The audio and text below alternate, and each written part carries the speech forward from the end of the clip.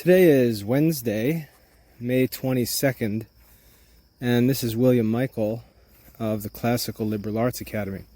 It's been quite a while since I posted a talk because our family's just been so busy with graduations and all kinds of events. Just a crazy time the last month or so. So hopefully with those events behind us, things will calm down and I'll even be able to think again and post some talks. So let me just say as well that I'd appreciate any suggestions for topics for talks based on either past talks or just questions you'd like to think through together. Any questions you have, feel free to email them to me. My email address is wcm@classicalliberalarts.com. What I'd like to talk about tonight, and I'm sorry if there's some cattle noise in the background. We had some calves sent to the market yesterday.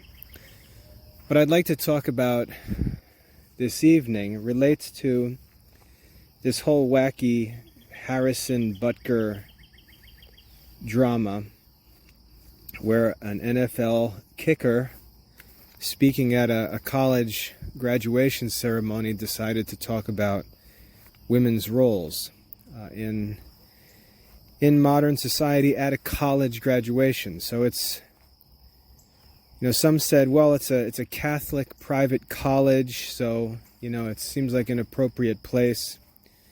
But the fact that you've got girls sitting in the audience who have been studying in college, or girls present who are college students and so on, does make it a little bit uncomfortable, because no matter what anyone says, it's clear that the message was sort of a pro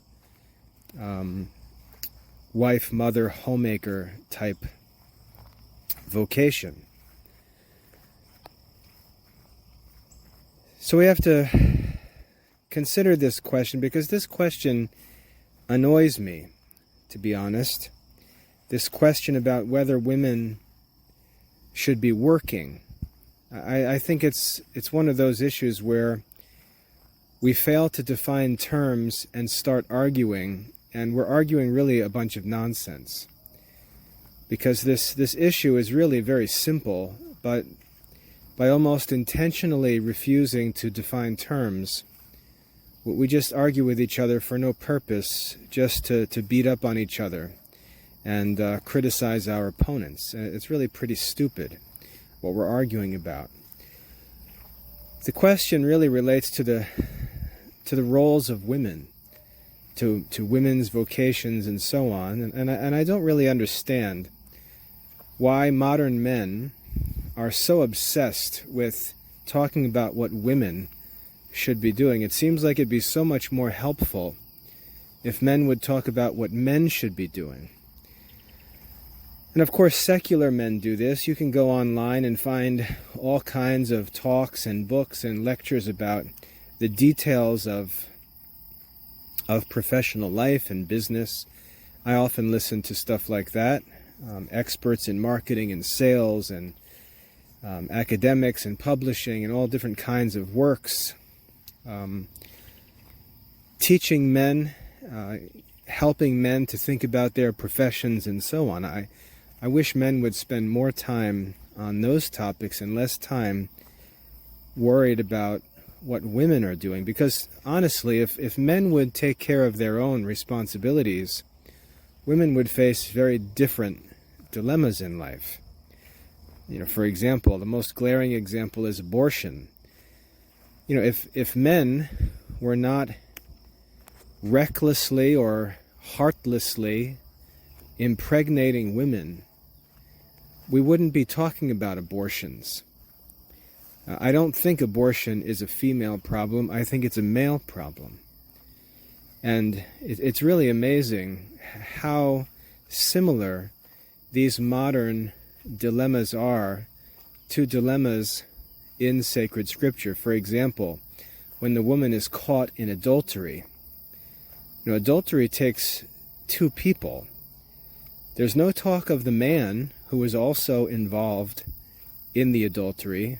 We just have the woman dragged into town square, as it were, thrown in the middle of everyone and accused of adultery. And it's no surprise that, seeing that, our Lord doesn't just jump in on the controversy, but pumps the brakes and says, you guys need to chill out here, because you're filled with injustice and this sort of self-contradicting hypocrisy. And so he says to them, let him who is without sin cast the first stone. And we see how Jesus responds to that situation. He doesn't jump into this stupid fake question about what should be done to this woman. He realizes that there's more to the issue, and these men, they're just crazy. They've lost all sense of justice and gentleness and real sincere interest in religion or morality. They act like these crazy Palestinian, Hamas people, dragging women into the square to beat them and stone them, while these men live terrible, immoral lives. It's sort of a good old boy society. And we find the same kind of thing in American society, where we drag the women into the public eye and we criticize them and yell at them because they're making less than perfect decisions in the presence of terrible circumstances. Circumstances they should never be made to deal with. That is, if the men were better men. And this whole issue of women working is this moral dilemma that really torments some women, unfortunately, and the real source of the problem, which is usually that the men, the head of the household, maybe a father or a husband, doesn't work to provide sufficiently for the needs of the family that he is producing, and it puts pressure unjustly, really irrationally, on the woman, as if the man's inability to earn a living somehow becomes her burden to bear rather than his. I grew up with a grandfather, and I've talked about this before. I grew up with a grandfather who worked 3 jobs. My grandfather would work a full-time job. He was an uneducated man. He moved from rural West Virginia to central New Jersey back in the 50s. Was a military veteran and just worked.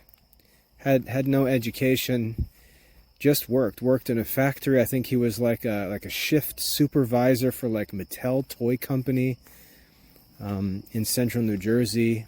And then his actual trade was that he was an electric motor repairman. But he was working all the time. I never saw him around the house when I was a kid, when I visited my grandmother during the week. Pop was always working, always doing something. And Grandma was home. Pop took responsibility for providing for the family. That wasn't even Grandma's business. Making money wasn't Grandma's job. And the same thing's true in my family. When it comes to making money, that's my business. I chose to get married. I chose to produce children and start a family. And when I did that, I took upon myself the burden of paying the bills. It's my responsibility. That's my work. That's my stress. I bear that pressure. It's not for my kids to talk about. It's not for my wife to talk about. That's my business. And I bear that voluntarily. And I compare the challenge of bearing financial responsibility for the family to that of bearing the burden of carrying and bearing and nursing children for a wife. she's done her part, and I've got to do my part. When she's done bearing children, it's not suddenly her job to now take up my part. But anyway, that's talking about financial responsibility. And when we talk about financial responsibility, we're usually talking about going out into the world, going away from the home, going out into a competitive workplace, possibly even going out into a physically dangerous environment or community to earn a living, to bring home to the family, to provide for our family's costs of living. So we have to distinguish between bearing the burden of generating income from work, because they're two different things. I always laugh when I hear people talking about how modern women work. And when they talk about modern women working, they almost sound, or they do sound, like they believe that ancient women didn't work. And I, as a classicist and a historian, I listen to that and I wonder what in the world they're thinking about. If I were to make an argument, I would say that modern women work far less than ancient women did. And I would also argue that modern men work far less than ancient men did. I maintain a farm, for example, while also running a business, and I do most of the work myself, and I'm not a physically strong person, but I do most of the work myself because I have the help of all kinds of machines and equipment and technology that makes much of what I do quite simple. I've got a tiller for the garden. I've got tools that are made by others. I've got an electric well pump that pumps thousands of gallons of water without any effort at all from us. And it really just all comes down to money. I physically work, much, much less than men worked in the past. So when we talk about women working in modern society, and we talk about it as if it's some kind of bizarre, unprecedented modern development that's owed to feminism or something like that, I really think we're talking ignorantly and irrationally. Women have always worked. Women have always toiled intensely. But the nature and the place of the woman's work has often varied according to their circumstances. And we also have to consider this problem further to realize that there are different classes of women in society. There are noble women, there are slave women, and there are peasant women of all, and there's a spectrum, among those different classes of women. And women have had all different kinds of jobs, all different kinds of roles. And we might say that some are more desirable than others, but some of them are vocational issues, and one woman might love doing physical work, while another woman might excel in intellectual work. I just finished a history of the philosophy of religion course at Harvard, and we actually studied a number of female philosophers from the past who were quite significant. So intellectually, I can name a number of female intellectuals. Certainly in church history, there are many extraordinary female intellectuals. But we can see that there were different classes of women, there were different kinds of work, different qualities of life, and so on. And again, it's a spectrum. It's not like these are hard and fast categories.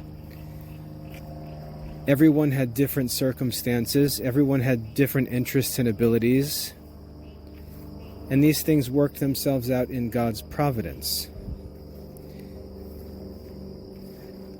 So when we come to modern society and we look at a situation like this speech or commencement address by Harrison Butker, we have to ask, what in the world are we really talking about here? What's the actual question? What's the actual issue?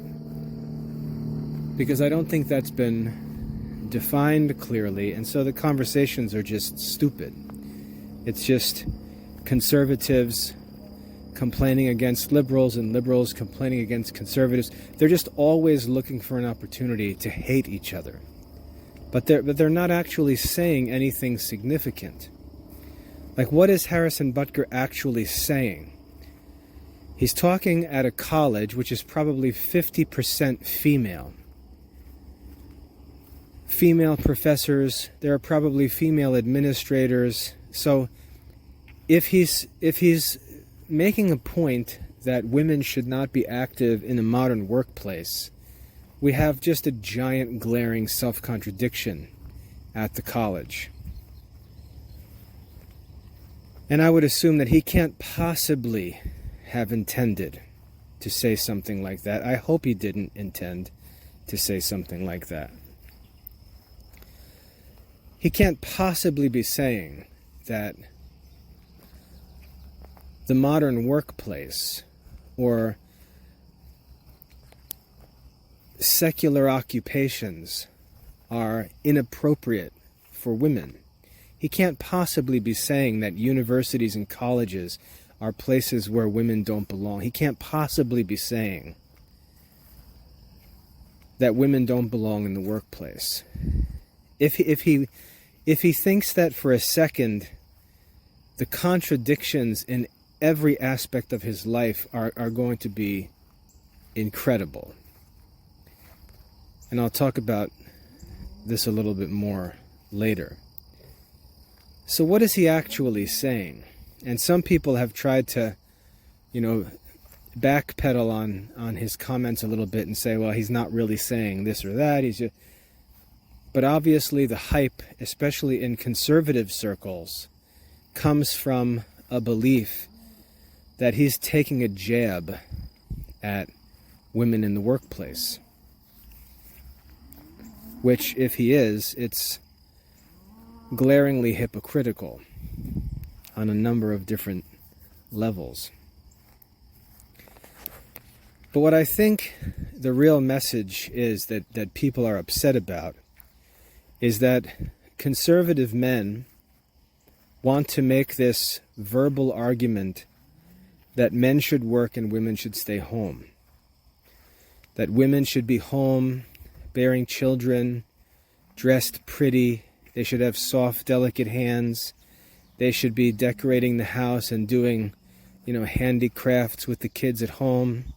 Maybe homeschooling, as long as it's not too intense, I guess. And men should be these, dirty, sweaty, greasy laborers who go out into the world,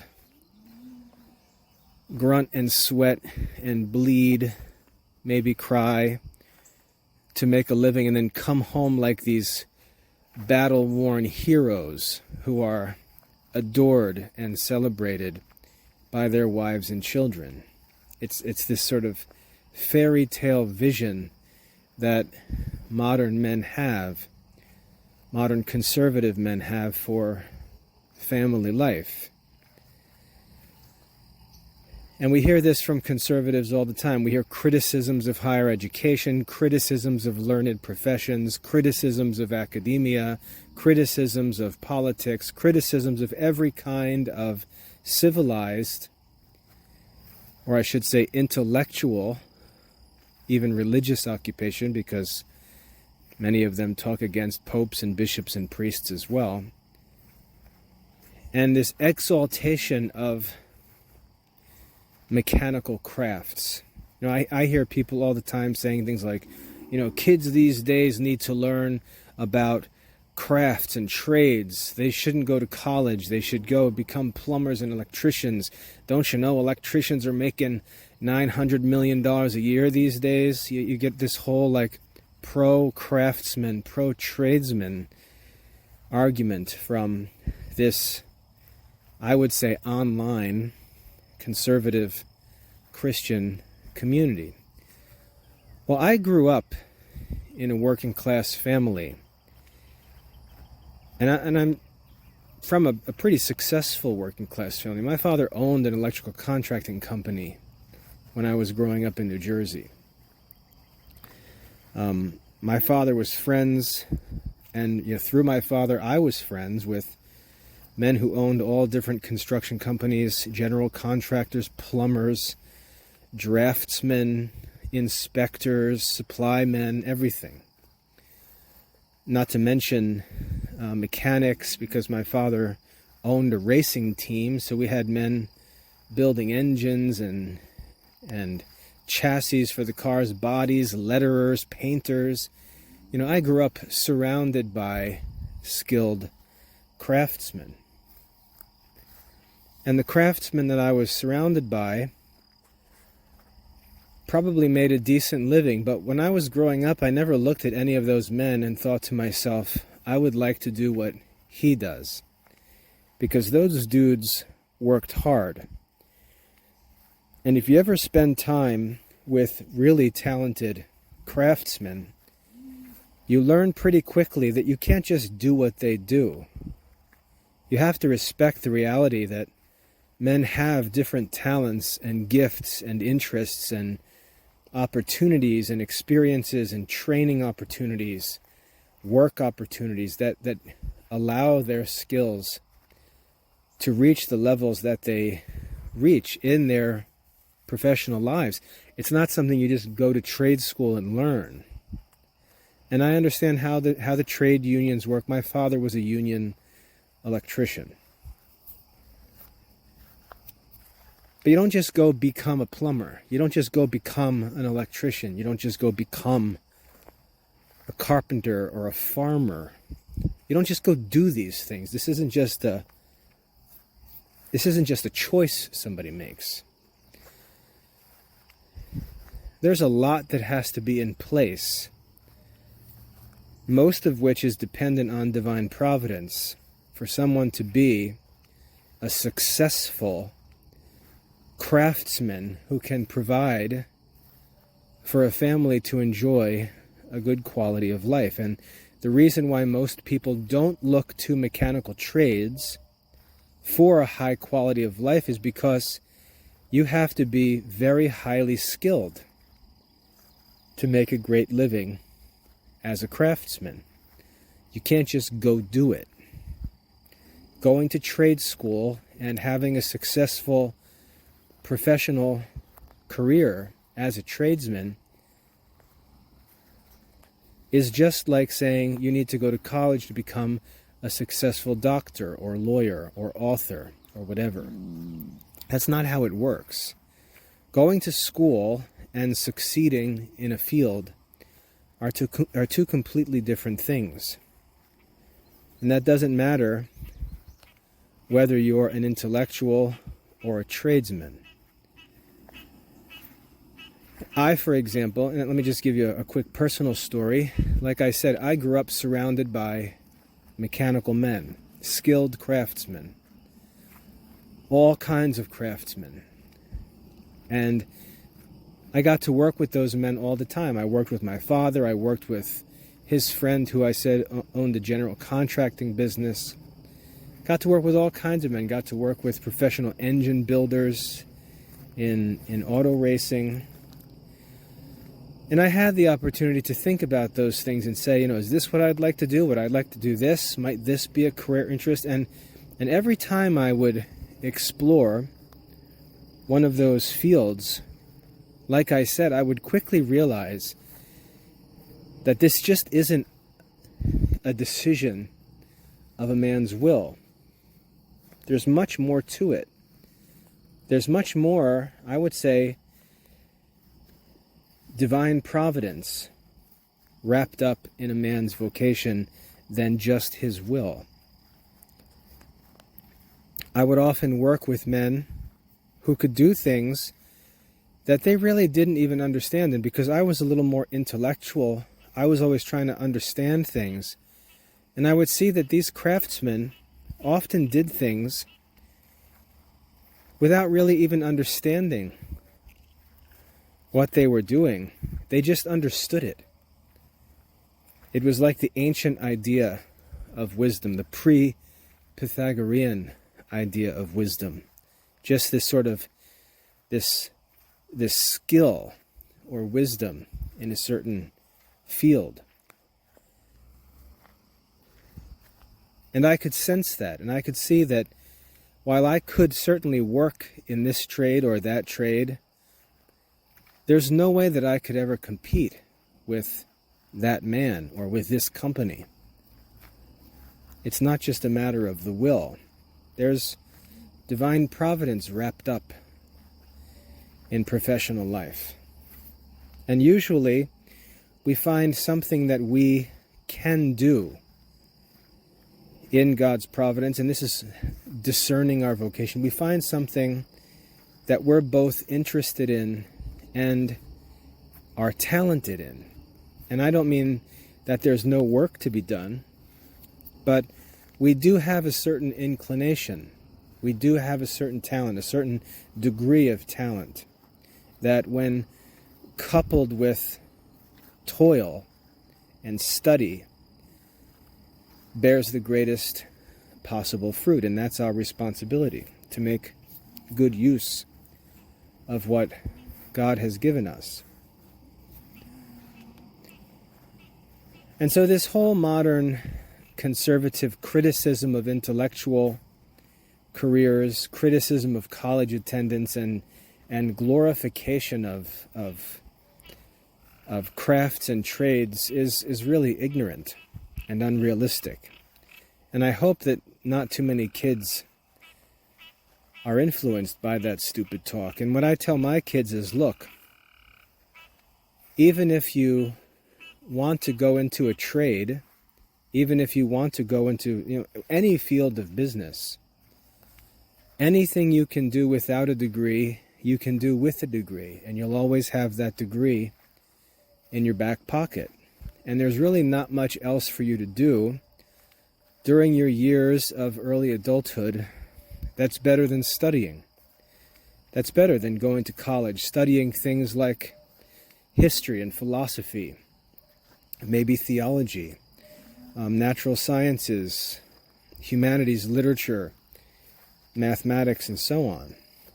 Go study those things while you have a chance, because no matter what you choose to do, that learning will benefit you, because you're always a human being first. You're always a rational animal first. And you don't even have to choose a career. You can earn a living by doing a number of things, a number of different things. I mean, I do that as an example. Yes, I'm a classicist, I'm an academic, but I do just as much work in sales and marketing, in website development, database management. My career is really a combination of several different fields of work that all come together, even though my primary occupation, my primary work is education. Those other works are just as important, and I do, to some degree, all three of them. That's how careers really work, especially for the self-employed. So, oversimplifying the world of work is part of the problem with this conservative message. It's a desire to criticize anyone who has some advantage over us. We can't get into an Ivy League school, so all of a sudden Ivy League schools are stupid. We can't do a certain thing, so all of a sudden that thing is stupid. That's just arrogance, right? That's just arrogance, maybe envy, being frustrated by the blessings and opportunities others enjoy. We spend all of our time trying to tear others down to make ourselves look bigger, rather than admitting that there are some people who have better circumstances in life than we do with respect to education, or with respect to money, or with respect to business. and so on. I could have been a professional race car driver because my father owned the cars and the drivers were always eager to teach me to drive. Obviously, my opportunity to become a race car driver was greater than other kids whose fathers didn't own race cars. We have different opportunities. And that causes some people to get frustrated, and they have to try to tear down those opportunities to make the achievements of others seem insignificant, to make themselves look more significant. And we have to just get all of that out of our heads. The Ivy League schools are the best schools. You could say that there are problems at Ivy League schools, like we see right now with, the stuff going on with all the pro-Palestinian protests. And we can say, oh, look at these professors. But no, you're talking about some professors, very few professors. And when you hear about these professors, when you hear that, oh, these professors are encouraging kids to protest for the Palestinians, and they're encouraging the kids to go and set up these encampments, and it's the professors doing this. Stop yourself from reacting and ask, professors of what? Professors of what? And if you look at who the professors are, you'll see that these issues relate to their fields. It's like having professors of African studies encouraging kids to march in a Black Lives Matter protest. Of course, the African studies professors are pro Black Lives Matter protests. Obviously, that's what they study. That's what they do. We understand that their field of study focuses on a certain message. And the same thing is true for much of this pro-Palestinian protesting. The professors are professors of Middle Eastern studies or, some other social issues. You very rarely are going to find a computer science professor urging kids to go protest against Israel for Hamas, right? Very, very few professors are involved. Very, very few students are involved. And as the arrests proved, many of the people who were involved were not even related to the schools. If you want to find where the most ambitious, the most gifted, the most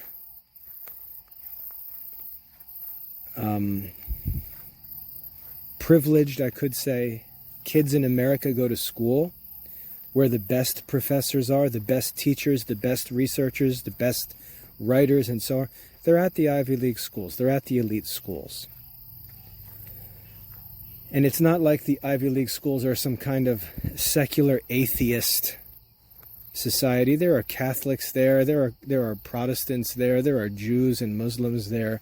There are also secular professors there. It's a diverse environment. And if you're uncomfortable with that kind of academic diversity, that's your own weakness.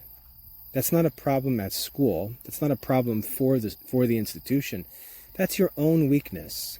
That you're imagining things that really aren't true about those people and institutions.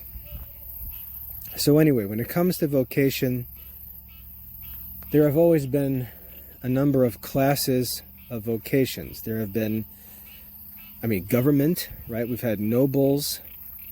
They usually are responsible for government, for law enforcement, for warfare, for military, and so on. And then we've got the peasants, which are the working class. They take care of all of the normal, mundane activities necessary for a city to operate, for society to function. You can read an explanation of these roles in Sirach chapter 38. And then you've got the religious, who separate themselves from that world of work for the sake of financial profit, separate themselves to religion and what are characterized as charitable works, usually recognized as non-profit activities. So we understand all that. And then we've got other levels of work, like a father's work around his own home. I take care of all of the property. I cut the grass. I do all the weed trimming, the weed spraying. I do the gardening, the tilling, the weeding, the pruning of the trees and shrubs. That's my job. Some mechanical work on farm and garden equipment, things like that. That's my work. My wife's not going to go cut the grass. My wife's not going to go till the garden or put up a fence. That's my work. And then my wife has her own work. She's normally the one working with the kids, with homeschooling. She's the one who makes meals. She keeps the house clean. And I should really qualify that it's not so much about who does these things, it's about who's responsible for them. I'm responsible for the house and property at home. My wife is responsible for what goes on inside the house. She's responsible for meals. She's responsible for managing personal finances. She's responsible for shopping. But neither her nor I necessarily do all that work alone. We delegate it to the kids. She grabs 3 kids and goes to the store. She needs to go do something for me. Let's say I'm working on a project and I say, hey, hon, can you run to Lowe's and get me 20 bags of concrete? She can do that because all she's got to do is drive to Lowe's, bring a couple boys to help her out. The Lowe's workers will load the van, and she's just a driver. She picks up supplies for me. She doesn't actually load the truck by herself. And so all the tasks we have, all the tasks we do as a husband and wife, they take into consideration our abilities, our strengths and weaknesses, what's proper. My wife shouldn't be picking up bags of concrete, and she won't.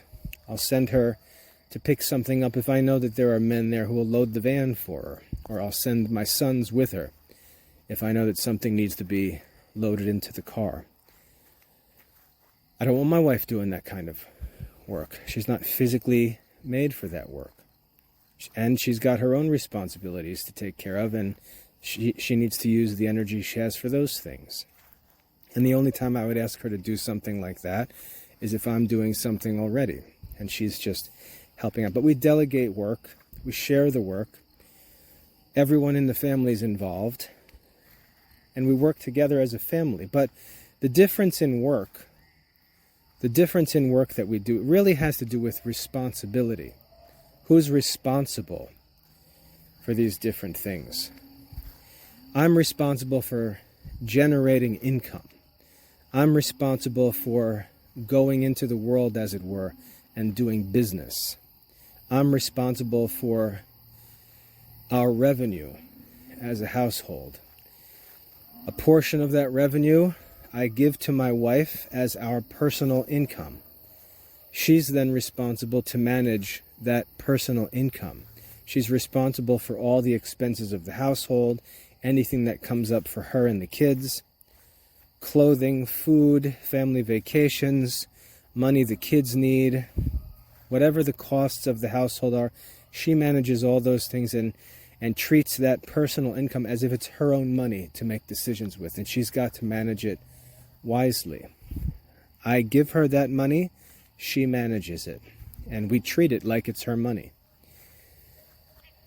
The business income is my money, and I use whatever we don't take for personal income, I use that for the operation of the business. I take personal responsibility for business and income. My wife takes personal responsibility for the operation of the home. And with 10 children, it's a pretty challenging bit of work to do. So when we talk about household management, the roles of women, we need to clarify what we're talking about. We're talking about taking responsibility for different aspects of life. But those aspects of life are related to different states of life. We're a married couple. We have a large family. We have a very complex household to manage. We've got 4 kids in college. We've got our own business. We live on a farm. It goes layer after layer, the complexity of our family life, because there's so many people involved. And so we divide not the work as much as the responsibility. So things can be managed well and we can focus on things that need our attention. Physically, my wife does quite a bit of work physically, but it's within her limits. And when there's something difficult for her to do, there's something to pick up or carry, or a piece of furniture needs to be moved, my wife is not going to do that when there's 3 teenage boys in the next room. She's going to call the boys to do that. And so there's just a community aspect of family life. And so I think when we complain about this division of labor and roles, we're not being clear. Men should take responsibility for, and I'm talking about families where there are lots of children. There's a complex household to manage. It really takes the work of a full-time person. And it's, as Xenophon proves in his Home Economics, which is an ancient Greek philosophical work, not some kind of Christian book, it's reasonable for the woman to run the home, to run the house, to be the household manager. Because she's the one who's pregnant, she's the one who's nursing children. Because of those roles, it makes most sense for her to simply be the one who manages the house. And because the man has none of those problems, he doesn't have to deal with a period every month. He doesn't have to deal with pregnancy and sickness related to pregnancy. He doesn't have to deal with nursing children and so on. He's free to go and work.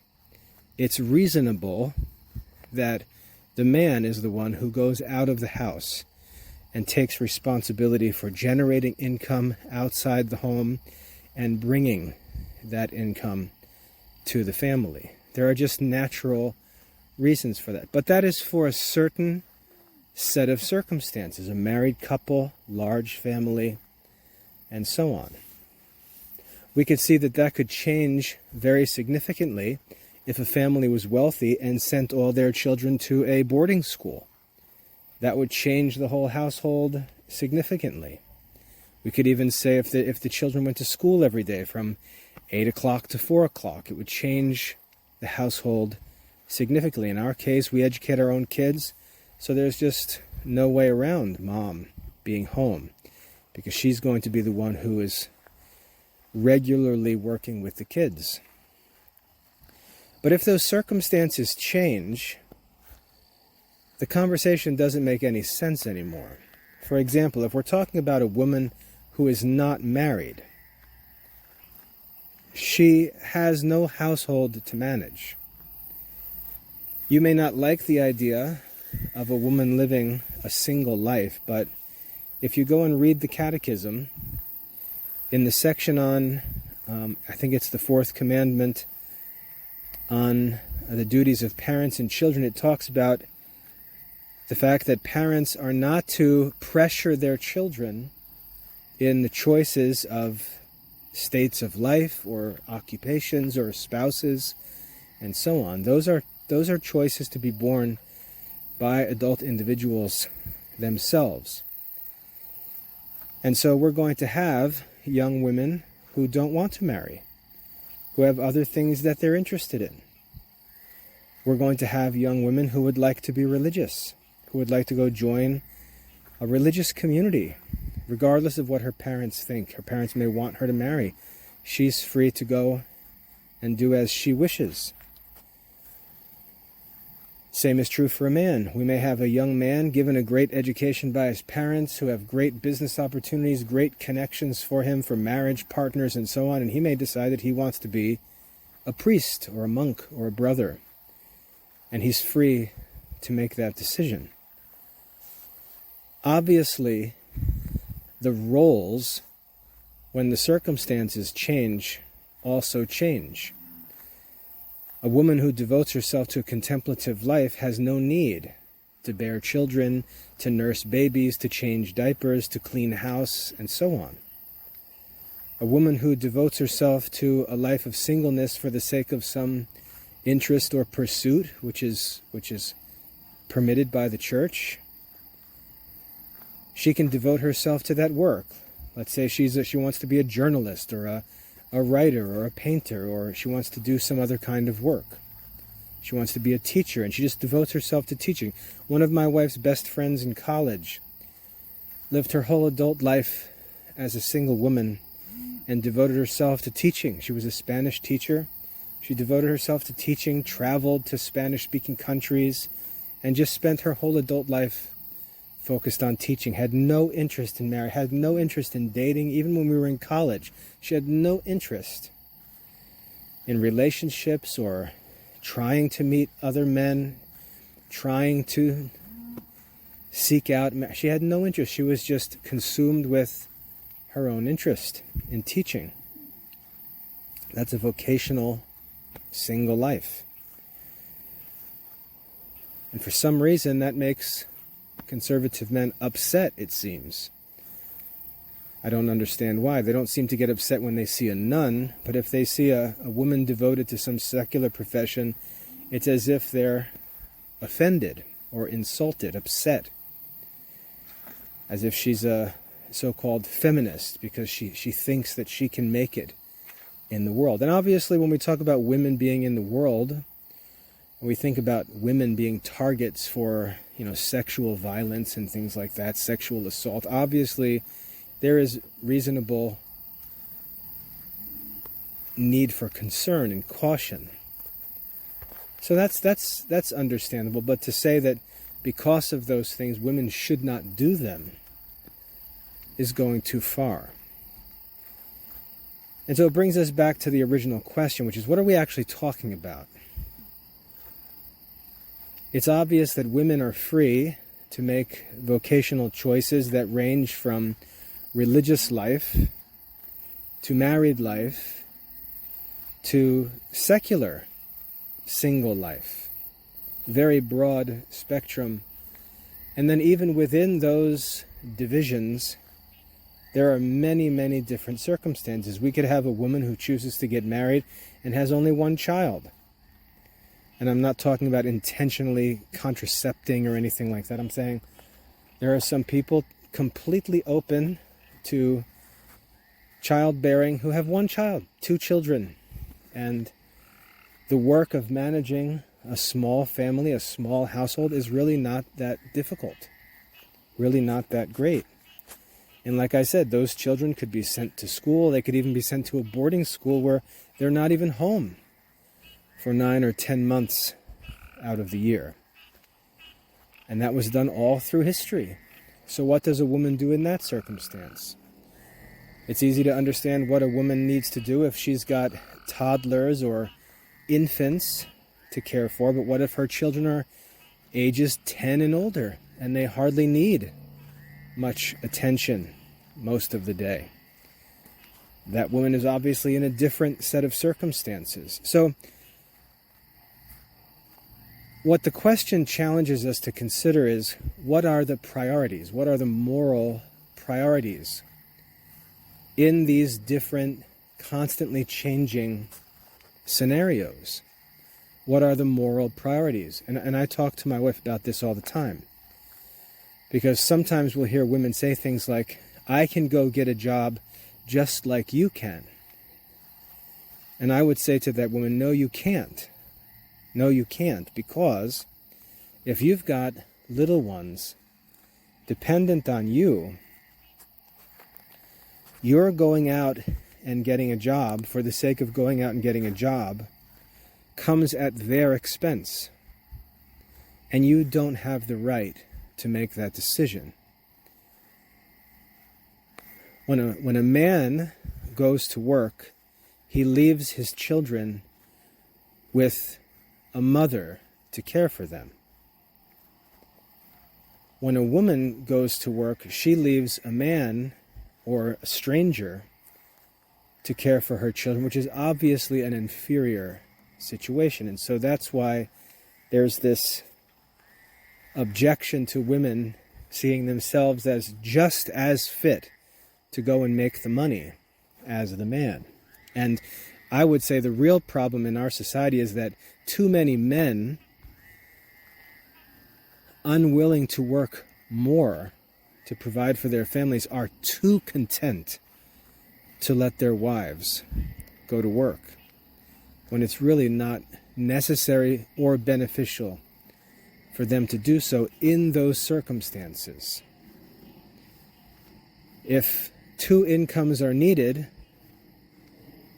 those two incomes don't need to come from a husband and a wife. They can both come from the husband.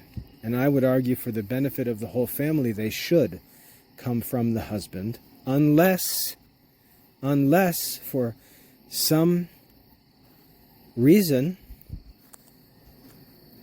the wife was able to relatively easily, or maybe even from home, generate an income. And that would all depend upon the kind of work that the woman does, and so on. I can give you an example. My sister-in-law went to medical school, earned a medical degree, and then as soon as she finished her medical studies, decided that she wanted nothing more than to get married and be a housewife. She wanted to stay at home with her babies. And so she got married and has been home as a mother ever since. And she's got a medical degree. Now, if there was ever a reason why her family needed more income, and her husband's a doctor, by the way, as well, so they're quite comfortable financially, but if there was ever a reason why their family needed an income, having a mom who has a medical degree is obviously an extraordinary circumstance.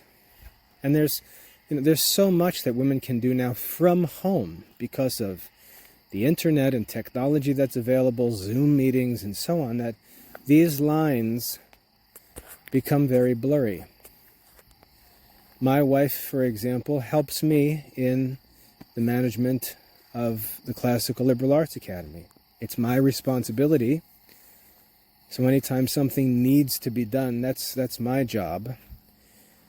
But as much as she's able, my wife helps out with simple tasks so that I can concentrate on the more difficult tasks.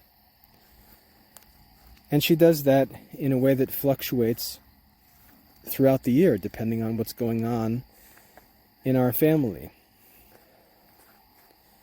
But the one thing I wanted to emphasize that I touched on before is that women always are working. Women are always working. A mother who is taking care of some toddlers or caring for infants or carrying a child in pregnancy is working. A woman who's teaching her children at home is working.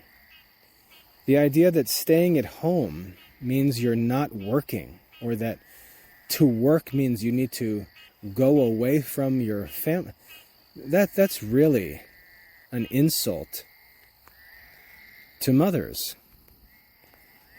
My wife is physically working and intellectually working all day long, from the time she wakes up until she goes to bed, even though she's home all day long.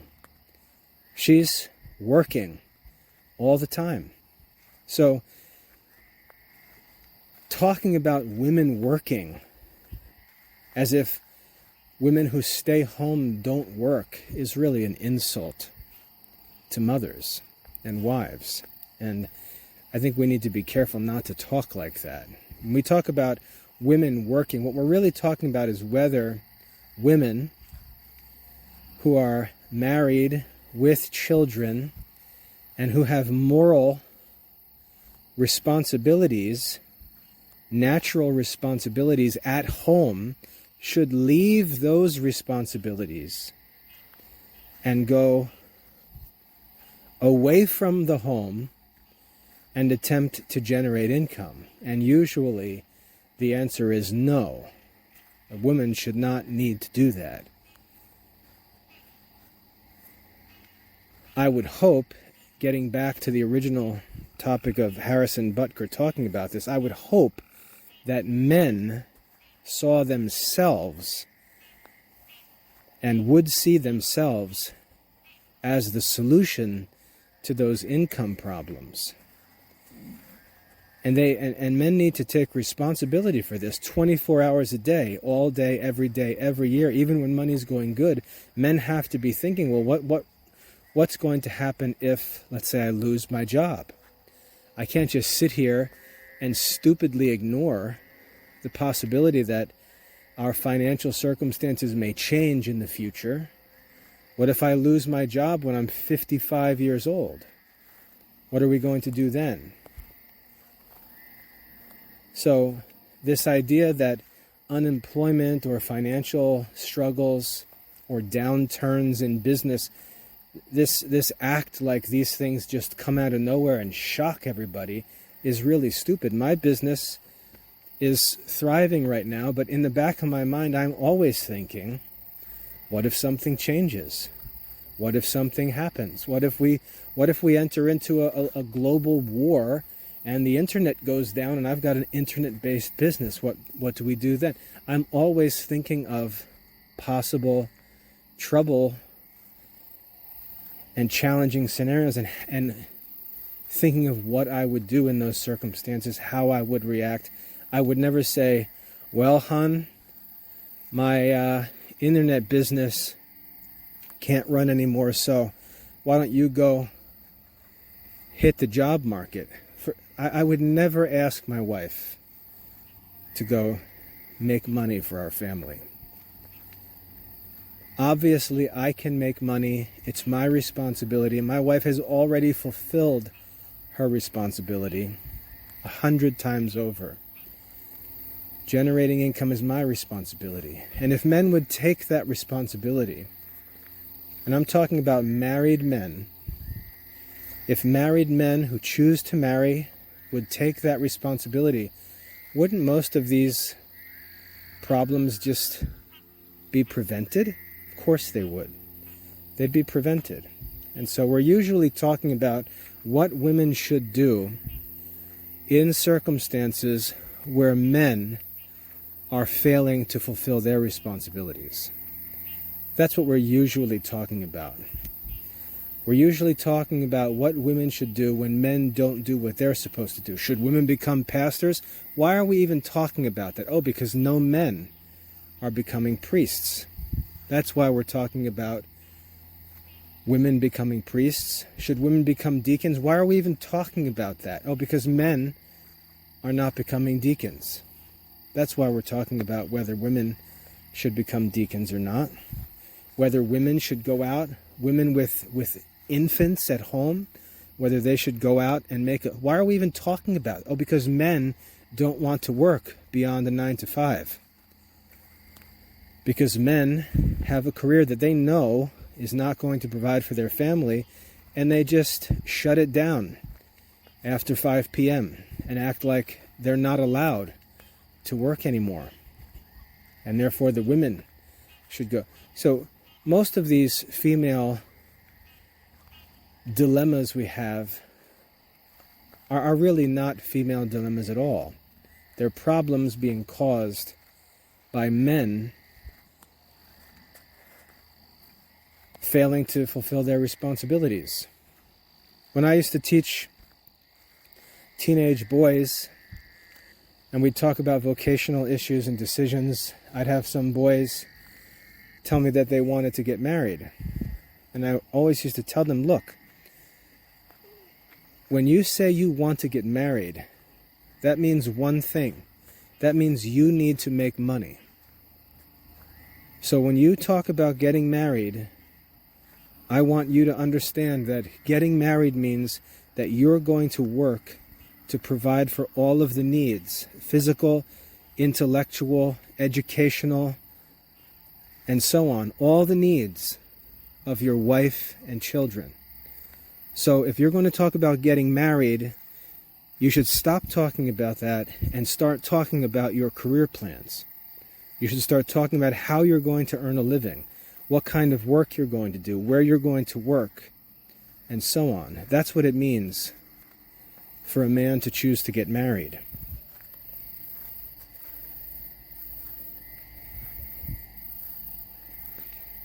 So getting back to Harrison Butker, I commented on this because it's sort of It's sort of ironic, I guess, kind of embarrassing. I'm going to close with this and just sort of leave you with something to think about.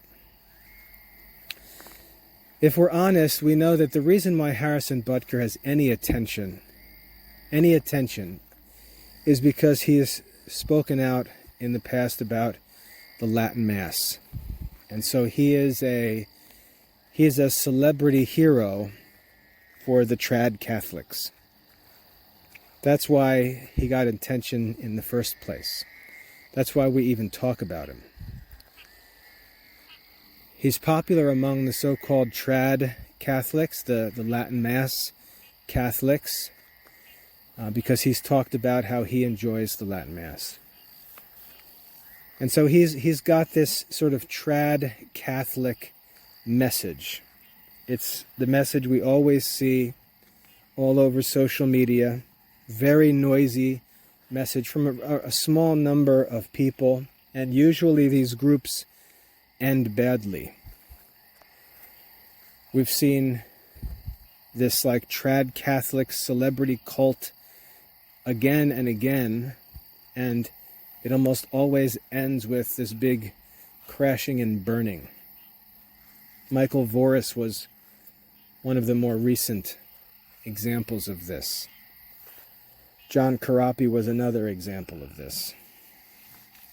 Loud, outspoken, social media savvy, critical of modern culture, intentionally controversial, talking about these so-called conservative values, which are really quite oversimplified and unrealistic.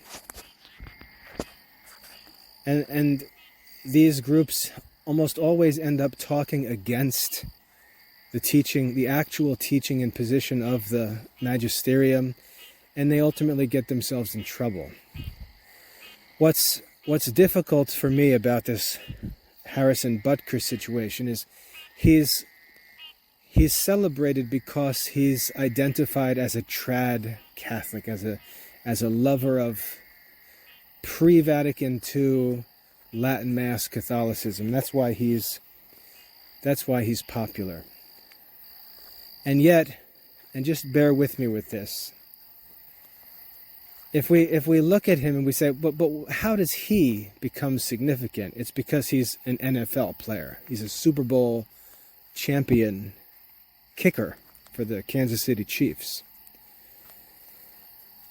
So he's a professional football player, a Super Bowl champion, and using the platform that he has obtained because of his professional football career, he speaks for this conservative trad Catholic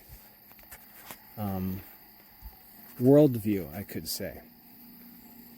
And he's held up as a champion because he speaks against this sort of modern tendency of women taking upon themselves occupations and roles that they didn't hold traditionally or in history, which again is an oversimplification, of course, but just follow the argument, right?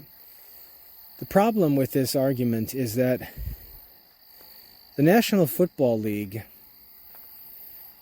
is a zillion-dollar industry. It's the entertainment industry, and it does its work on Sundays. It's an industry that was designed to entertain people with a completely unnecessary, secular, worldly form of entertainment on Sundays. Now, if we go to the Ten Commandments, the third commandment teaches us that the Lord's Day, which is Sunday, is to be kept holy. Keep holy the Sabbath day. It's supposed to be a day for God, really. A day for God. And normally we make sure we're actually required by the precepts of the church to attend Mass on Sundays and holy days of obligation, but Sundays Sunday is supposed to be a holy day. A day that is set apart and sanctified. As we read in the book of Genesis, God blessed the seventh day and sanctified it. We're supposed to recognize Sunday as a holy day, a day for God. And so we get up in the morning on Sunday. We prepare to go to Mass on Sunday morning. We fast before we go to Mass. We go to Mass on Sunday. And then after Mass, we're supposed to use Sunday as a day for our spiritual lives, for the works of mercy, for religious study, for catechesis, and so on. For example, my wife and I, one Sunday of the month, we have our lay Dominican chapter meeting where we meet with our lay Dominican group for a whole day of prayer and study and lectures and so on. That's what Sunday is supposed to be for. It's a day of rest. But it's a day of rest with a purpose. It's not a day of idleness. In fact, I'm pretty sure the rule of St. Benedict says that if someone has nothing to do on Sunday, it's better that he should work than be idle. It's not a day for idleness. That's not what's meant by rest. It's a day for us to turn away from our secular employments, all the distractions of this life and this world, all of our temporal cares, and turn our souls toward God. One day out of 7. John Paul II said that the Sabbath day, he has a whole, I don't know whether it was an article or a speech he gave, but it's a whole, let's say a paper on, might even be a small book, on the Lord's Day. And he says it's a day where we revolt against materialism and devote ourselves entirely to the concerns of our souls, our spiritual lives, and to God.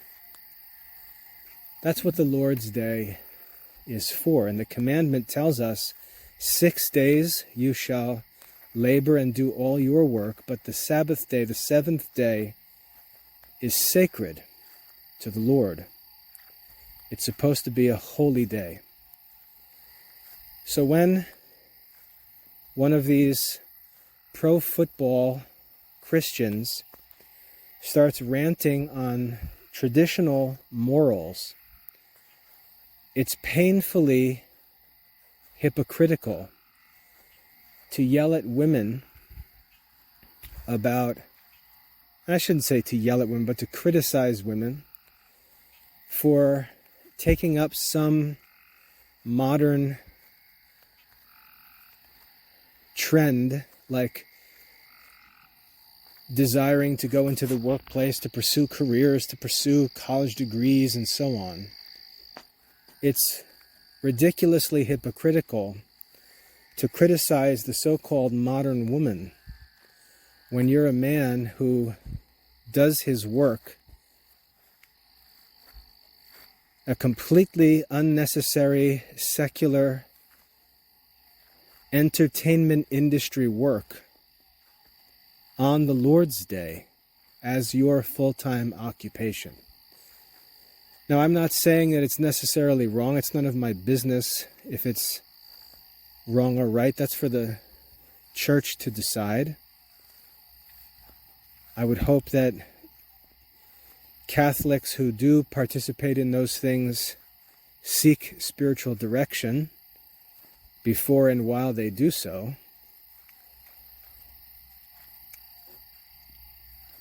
But to criticize modern women's activities while pursuing a modern male activity that's completely unprecedented with respect to traditional Christian occupations or work is a really cringeworthy self-contradiction. Especially when work on the Lord's Day, unnecessary work on the Lord's Day, is forbidden in the Ten Commandments, explicitly forbidden. Whereas women working outside of the house is nowhere explicitly forbidden. There's no commandment that says women don't work outside the house, but there is a commandment that says do not do your work on the Lord's Day.